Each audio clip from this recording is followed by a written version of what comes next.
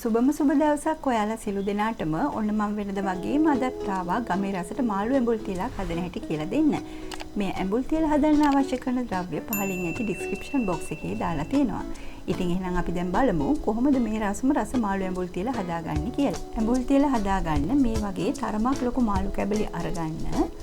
මම මෙතන කෙලවල්ලා මාළු කිලෝ 2ක ප්‍රමාණයක් අරගෙන තියෙනවා. ඔයාලා ගන්න මාළු ප්‍රමාණයට අනුව මේ වගේ මැටි ඇතිලියක් අරගන්න. ඇතිලිය අඩියට කරපිංච හොඳ ලේයරයක් සිටින විදියට දමා ගන්න. එතකොට අපිට මාළු කැබලි අඩිය අල්ලන්නේ නැතුව එකින් එක වෙන් කරගන්න පහසුයි. ඒ වගේම මේ කරපිංච වලින් මාළු ඇඹුලට වැඩි රසයක් ගෙන දෙනවා.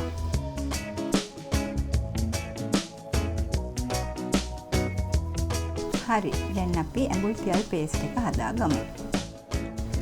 ගොරකා පේස්ට් වලින් ග්‍රෑම් 200ක් වගේ මම මේ බෝල් එකට දාගන්නවා.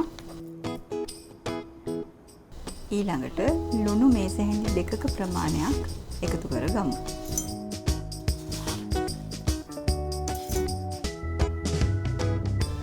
දැන් කුඩු කරගත් ගම්මිරිස් මේස හැඳි 2කමාරකුත් එකතු කරගමු.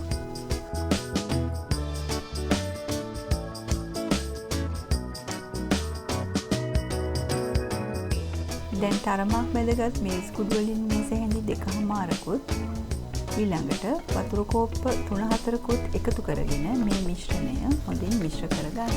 ඔයාලා වතුර මදි වගේ නම් තව ටිකක් දාගන්න. ඒ වගේම මේ හදන පේස්ට් එකේ රස අනිවාර්යෙන් බලන්න. ලුණු ගොරක මදි වගේ නම් තව එකතු කරගන්න.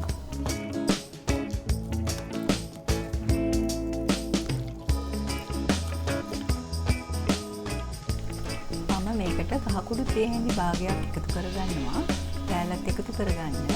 කහකුඩු වලින් ඇඹුල් තියලට හොඳ පාටක් ගෙන දෙනවා.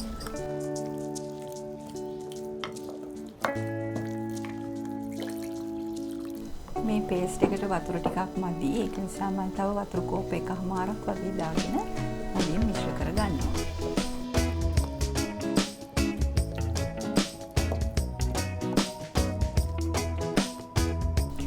දැන් මාළු කැබලි අරන් මේ ඇඹුල් තියල් පේස්ට් එකේ හොඳින් දවටගෙන මේ විදිහට ඇතිලිය අසුර ගන්න. එක මතු පිට එකක් තියන්න එපා. තනි ලේයරයක් එන විදිහට අසුරා ගන්න.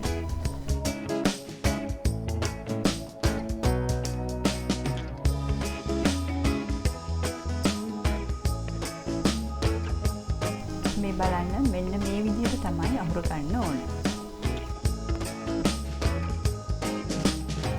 දැන් ඉතිරි වෙලා තියෙන ඇඹුල් තියල් පේස්ට් එක මාළු වලින් දාගන්න. මාළු යන්තමට වැහෙන්න තිබුණම ඇති. දැන් මේ ඇඹුල් තියල වඩා රසවත් කර ගැනීමට අපි එළවලු තෙල් මේස හැඳි 2ක් විතර දාගමු. ඔයාලා කැමති තෙල් වර්ගයක් දැම්මට ප්‍රශ්නයක් නැහැ. තව අපි උඩිනුත් කරපිංචා ලේයරයක් මේ විදිහට දාගෙන මධ්‍යම ප්‍රමාණයේ ගින්දරේ හොද්ද හිදෙනකම් උයා ගන්න.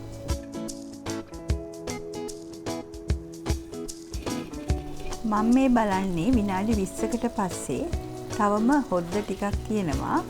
අපි කෙහෙල් කොලයක් මේ විදිහට දාගෙන අඩු ගින්දරේ හොද්ද හිඳෙනකන් තියාගමු.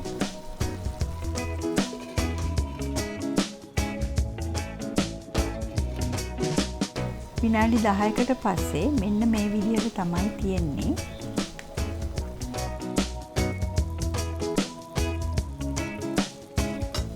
ඇඹුල් තියලා හරිම සුවඳයි.